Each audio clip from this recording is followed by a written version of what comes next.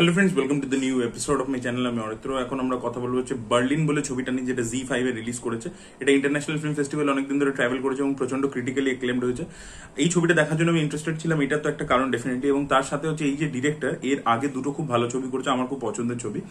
একটা হচ্ছে অরঙ্গজেব বলে ছবি করেছিল যশ রাজের প্রোডাকশনে, আরেকটা হচ্ছে ক্লাস অফ 83 বলে, যেটা রেড চিলিজে করেছিল, যেটা ববি দেওল ছিল, নেটফ্লিক্সে এসেছিল। তো এই দুটো কাজই আমার ভালো লেগেছিল। তো এই ডিরেক্টরের অ্যাপ্রোচটা খুব রিয়েলিস্টিক হয়। তো এই ছবিটা কিন্তু সবার ভালো লাগবে না, এটা তাদেরই ভালো লাগবে যারা কিন্তু ক্লাসিক্যাল স্পাই ফিল্ম দেখতে পছন্দ করে। দেখুন, এখন আমাদের ইন্ডিয়াতে স্পাই ফিল্ম বললে এই যশ রাজের স্পাই ফ্র্যাঞ্চাইজের কথা মনে পড়ে, যেখানে খালি বেধারাক্কা অ্যাকশন হতে থাকে। তো সেরকম ছবি এটা একেবারেই নয়। এটা আর কি, এটা মানে যেভাবে অ্যাকচুয়ালিতে মানে একটা ইন্টেলিজেন্স এজেন্সি অপারেট করে, সেই প্রসেসটাকে দেখানো হয়েছে। It is very true to it. মানে আপনাদেরকে সবচেয়ে ক্লোজেস্ট এক্সাম্পল দিতে পারি, খুফিয়া বলে একটা ছবি নেটফ্লিক্সে এসেছিল, তাবু ছিল, যেটা বিশাল ভারদ্বাজ করেছিলেন। উনি যেরকম পুরো রিসার্চ করে একটা বইয়ের ওপর বেস করে একদম সুন্দর করে দেখিয়েছিলেন অ্যাকচুয়ালি এসপিওনাজ ওয়ার্ল্ডটা কিরকম হয়, তো সেটাই কিন্তু বার্লিন ছবিটাও করেছে। তো এখানে আমরা দেখতে পাচ্ছি 1993 এর একটা টাইম লাইন, যেখানে আপার শক্তি হচ্ছে একটা টিচার যে ডেফ বাচ্চাদেরকে পড়ায়। এবার তাকে একটা ইন্টেলিজেন্স এজেন্সি, মানে এখানে উইং এবং ব্যুরো বলে বলা হয়েছে, মানে একটা সিবিআই এর কথা বলা হচ্ছে, একটা RNAWর কথা বলা হচ্ছে। তো এই দুটোর কথা বলা হচ্ছে।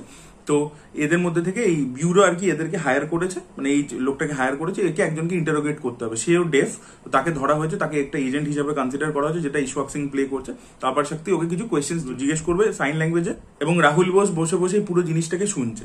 এবার এখান থেকে কি কি জিনিস, কি কি সিক্রেটস আনফোল্ড হচ্ছে, সেটাই আর কি আমরা গোটা ছবি জুড়ে দেখতে পাই। এবার ছবিটা না খুব সুন্দর, মানে স্টোরিটাকে আনফোল্ড করেছে। এই ছবিটার ফরম্যাটটা হচ্ছে ইটস মোর অফ সাসপেন্স আর থ্রিলের মধ্যে ডিফারেন্সটা কি, সাসপেন্সে কি হচ্ছে, কিছু কিছু ইনফরমেশন আপনি অলরেডি জানেন, মানে দর্শক আগে থেকে জানে, ক্যারেক্টাররা তখনও জানে না, এবং ধীরে ধীরে ধীরে ধীরে জিনিসটা আনফোল্ড হচ্ছে। মানে সবসময় যে মানে একটা টেনশন, একটা অ্যাটমসফিয়ারিক টেনশন আপনি ফিল করতে পারবেন, সেই জিনিসটা খুব সুন্দরভাবে করেছে। এবং 1993 মানে কি, গ্লোবালাইজেশন হয়ে গেছে, তার কি ইম্প্যাক্ট পড়ছে মানুষের জীবনের উপর, কি ইম্প্যাক্ট পড়ছে সাধারণ মানুষ।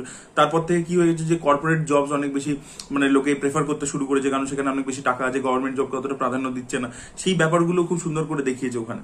তো সেই পুরো সিস্টেমটা, এবং এখানে যে ইশওয়াক সিং এর ক্যারেক্টারটা, সে কথা বলতে পারে না, কানে শুনতে পারে না। এবার এইটাই কিন্তু সিনেমার মধ্যে তো প্লট পয়েন্ট হিসেবে খুব সুন্দর করে ব্যবহার করা হয়েছে, বাট সেটা কিন্তু একটা সিম্বলিক্যাল রিপ্রেজেন্টেশন, যে সাধারণ মানুষ না কিছু শুনবে না কিছু বলবে, ঠিক আছে।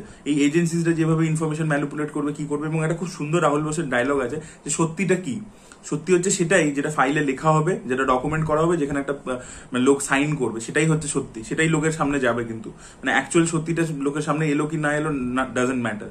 তো এই জিনিসপত্রগুলো খুব সুন্দর করে দেখিয়েছে। এবং এজেন্সিসরা কিভাবে কাজ করে, এজেন্সিসদের মধ্যে যে ইন্টারনাল কনফ্লিক্ট থাকে, যে পলিটিক্স থাকে, সেগুলো আমরা দেখতে পেয়েছি।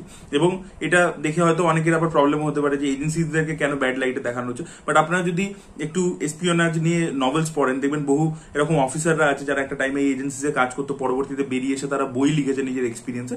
সেখানে দেখবেন this is a very common thing, এবং সেটা কিন্তু এই গল্পের মধ্যে রিফ্লেক্ট হয়, যে এখানে মানে এই পুরো ওয়ার্ল্ড অফ এসপিওনাজটা কিরকম, কিভাবে মানে ইনফরমেশন ট্রেডিং হয়, কারণ ওখানে ইনফরমেশনই এভরিথিং। তো সেই জিনিসটা খুব সুন্দর করে এখানে এই ওয়ার্ল্ড বিল্ডিংটা করা হয়েছে, এবং গল্পের মানে আনফোল্ডিংটা খুব সুন্দর সাসপেন্সের সাথে একটা অ্যাটমসফিয়ারিক টেনশন সেটা দিয়ে করা হয়েছে। এবং তার সাথে ডেফিনেটলি পারফরমেন্সেস প্রত্যেকেরই খুব ভালো ছিল। রাহুল বোস তো খুবই ভালো কাজ করেছে, ইশওয়াক সিং এর কাজ খুব ভালো ছিল, আর আপার শক্তির কাজও কিন্তু খুবই ভালো ছিল। আপার শক্তিকে জেনারেলি আমরা কমেডি রোলে দেখে থাকি, বাট এখানে কিন্তু সে খুবই ভালো কাজ করেছে।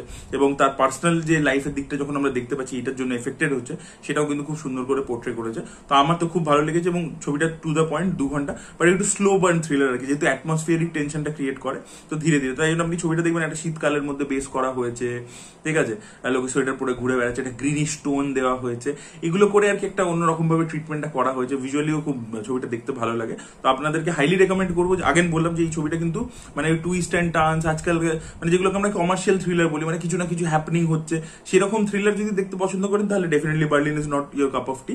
বাট একটা যদি ক্লাসিক এসপিওনাজ ফিল্ম দেখতে চান, তাহলে definitely you should go for it. খুব ভালো পারফরমেন্স রয়েছে, এবং খুব সুন্দর ওয়ার্ল্ড বিল্ডিং এবং স্টোরি আনফোল্ডিং রয়েছে, যেটা আপনারা দেখে এনজয় করবেন। So that was it. Thank you so much for watching this video. আপনাদের মধ্যে যদি কেউ দেখেছে, অবশ্যই কমেন্ট সেকশনে জানান। এই ভিডিওটা ভালো লেগে থাকলে লাইক করুন, শেয়ার করুন, চ্যানেলকে সাবস্ক্রাইব করতে ভুলবেন না। Bye bye.